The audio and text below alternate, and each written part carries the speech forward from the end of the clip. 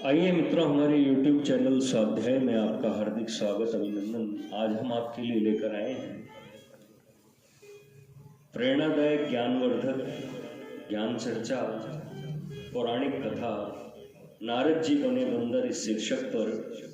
अगर आपने हमारे चैनल को लाइक और सब्सक्राइब नहीं किया है तो आपसे निवेदन है, कृपया चैनल को लाइक और सब्सक्राइब अवश्य करें। धन्यवाद।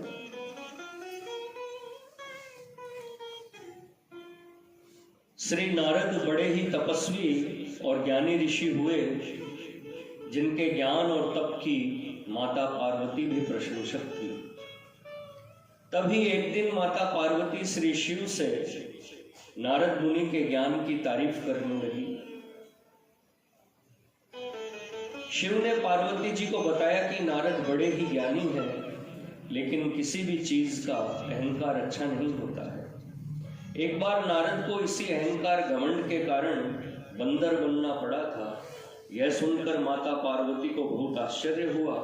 उन्होंने श्री शिव भगवान से पूरा कारण जानना चाहा। तब श्री शिव ने बतलाया, इस संसार में कोई कितना ही बड़ा ज्ञानी हो, लेकिन श्री हरि जो चाहते हैं वो उसे बनना ही पड़ता है। नारद को एक बार अपने इसी तप और बुद्धि का अहंकार घमंड हो गया। इसलिए नारद को सबक सिखाने के लिए श्री विष्णु को एक युक्ति सूझी। हिमालय पर्वत में एक बड़ी पवित्र गुफा थी। उस गुफा के निकट ही गंगा जी बहती थी। वह परम पवित्र गुफा नारद जी को अत्यंत सुहावनी लगी। वहां पर के पर्वत, नदी और वन को देखकर उनके हृदय में श्री हरि विष्णु की भक्ति अत्यंत बलवती हो उठी और वे वहीं बैठकर तपस्या में लीन हो गए। नारद मुनि की इस तपस्या से देवराज इंद्र भयभीत हो गए कि कहीं देव ऋषि नारद अपने तप के बल से उनका स्वर्ग नहीं छीन ले। इंद्र ने नारद की तपस्या भंग करने के लिए कामदेव को उनके पास भेज दिया। वहां पहुंचकर कामदेव ने अपनी माया से वसंत ऋतु को उत्पन्न कर दिया। पेड़ और पत्ते पर रंग बिरंगे फूल खिल गए और कोयलें कूकने लगी और भोरे गुंजार करने लगे। कामाग्नि को भड़काने वाली शीतल मंद सुगंध सुहावनी हवा चलने लगी। रंभा आदि अप्सराएं नाचने लगी, किंतु कामदेव की किसी भी माया का नारद मुनि पर कुछ भी प्रभाव नहीं पड़ा। तब कामदेव को डर सताने लगा कि कहीं नारद मुझे शाप न दे दें। इसलिए उन्होंने श्री नारद से क्षमा मांगी। नारद मुनि को थोड़ा भी क्रोध नहीं आया और उन्होंने कामदेव को क्षमा कर दिया। कामदेव वापस अपने लोक में चले गए। कामदेव के चले जाने पर नारद मुनि के मन में अहंकार घमंड हो गया कि मैंने कामदेव को जीत लिया। वहां से वे शिव जी के पास चले गए और उन्हें अपने कामदेव को हारने का हाल कह सुनाया। भगवान शिव समझ गए कि नारद को अहंकार हो गया है। शंकर जी ने सोचा कि यदि इनके अहंकार की बात विष्णु जी जान गए तो नारद के लिए अच्छा नहीं होगा। इसलिए उन्होंने नारद से कहा कि तुमने जो बात मुझे बताई है उसे श्री हरि को मत बताना। नारद जी को शिव जी की यह बात अच्छी नहीं लगी। उन्होंने सोचा कि आज तो मैंने कामदेव को हराया है और ये भी किसी को नहीं बताऊंगा। नारद जी क्षीर सागर पहुंच गए और शिव जी के मना करने के बाद भी सारी कथा उन्हें सुना दी।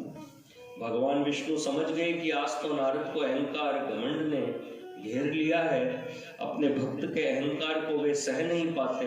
इसलिए उन्होंने अपने मन में सोचा कि मैं ऐसा उपाय करूंगा कि नारद का घमंड भी दूर हो जाए और मेरी लीला भी चलती रहे।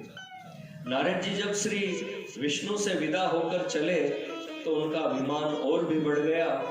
इधर श्री हरि ने अपनी माया से नारद जी के रास्ते में एक बड़े ही सुंदर नगर को बना दिया। उस नगर में शील निधि नाम का वैभवशाली राजा रहता था। उस राजा की विश्व मोहिनी नाम की बहुत ही सुंदर बेटी थी, जिसके रूप को देखकर लक्ष्मी भी मोहित हो जाए। विश्व मोहिनी स्वयंवर करना चाहती थी, इसलिए कई राजा उस नगर में आए हुए थे। नारद जी उस नगर के राजा के यहाँ पहुंचे तो राजा ने उनका पूजन करके उन्हें आसन पर बैठाया। फिर उनसे अपनी कन्या की हस्तरेखा देखकर उसके गुण दोष बताने के लिए कहा। उस कन्या के रूप को देखकर नारद मुनि वैराग्य भूल गए और उसे देखते ही रह गए। उस कन्या की हस्तरेखा बता रही थी कि उसके साथ जो विवाह करेगा वह अमर हो जाएगा, उसे संसार में कोई भी जीत नहीं सकेगा और संसार के समस्त जीव उसकी सेवा करेंगे। यह बात नारद मुनि ने राजा को नहीं बताई और राजा को उन्होंने अपनी ओर से बनाकर कुछ और अच्छी बातें कह दी। अब नारद जी ने सोचा कि कुछ ऐसा उपाय करना चाहिए, यह कन्या मुझसे ही विवाह करे। ऐसा सोचकर नारद जी ने श्री हरि को याद किया और भगवान विष्णु उनके सामने प्रकट हो गए।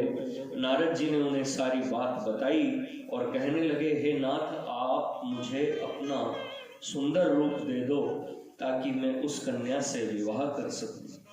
भगवान हरि ने कहा, हे नारद, हम वही करेंगे जिसमें तुम्हारी भलाई हो। यह सारी विष्णु जी की ही माया थी। विष्णु जी ने अपनी माया से नारद जी को बंदर का रूप दे दिया। नारद जी को यह बात समझ में नहीं आई। वो समझे कि मैं बहुत सुंदर लग रहा हूँ। वहां पर छिपे हुए शिव जी के 2 गणों ने भी इस घटना को देख लिया।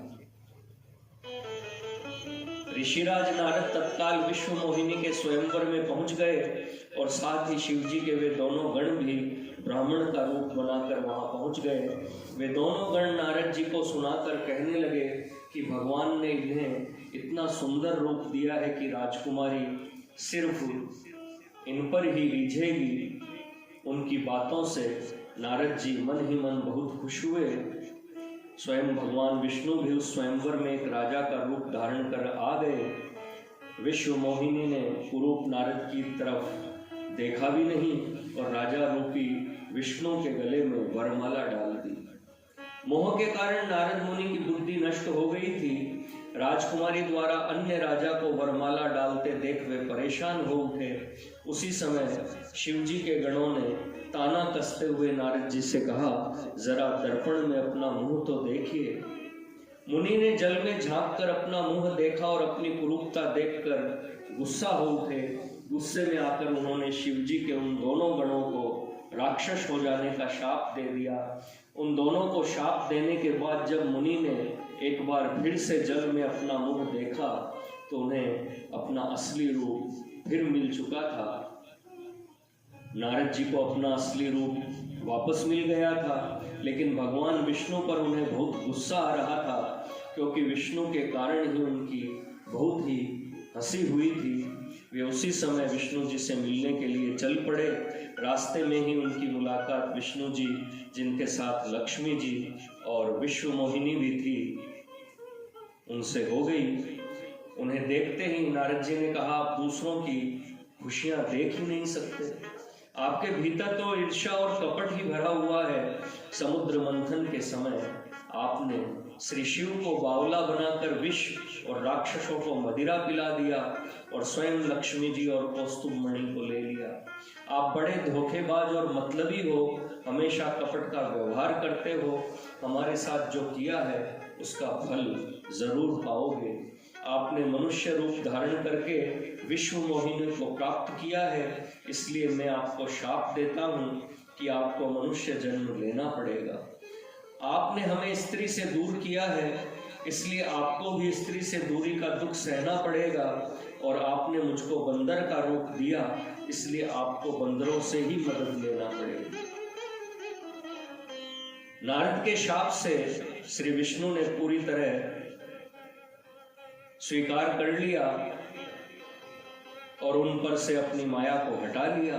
माया के हट जाने से अपने द्वारा दिए शाप को याद करके नारद जी को बहुत दुख हुआ, किंतु दिया गया शाप वापस नहीं हो सकता था। इसलिए श्री विष्णु को श्री राम के रूप में मनुष्य बनकर अवतरित होना पड़ा। शिव जी के उन दोनों गणों ने जब देखा कि नारद अब माया से मुक्त हो चुके हैं, तो उन्होंने नारद जी के पास आकर और उनके चरणों में गिरकर कहा, हे मुनिराज, हम दोनों शिव जी के गण हैं। हमने बहुत बड़ा अपराध किया है, जिसके कारण हमें आपसे शाप मिल चुका है। अब हमें अपने शाप से मुक्त करने की कृपा करें। नारद जी बोले, मेरा शाप झूठा नहीं हो सकता, इसलिए तुम दोनों रावण और कुंभकर्ण के रूप में महान ऐश्वर्यशाली, बलवान तथा तेजवान राक्षस बनोगे और अपनी भुजाओं के बल से पूरे विश्व पर विजय प्राप्त करोगे। उसी समय भगवान विष्णु राम के रूप में मनुष्य शरीर धारण करोगे। युद्ध में तुम दोनों उनके हाथों से मारे जाओगे और तुम्हारी मुक्ति हो जाएगी। मित्रों, यह थी प्रेरणादायक, ज्ञानवर्धक, ज्ञान चर्चा, पौराणिक कथा नारद जी बने बंदर। अगर आपको हमारा चैनल पसंद आए तो इसे लाइक और सब्सक्राइब अवश्य करें। धन्यवाद।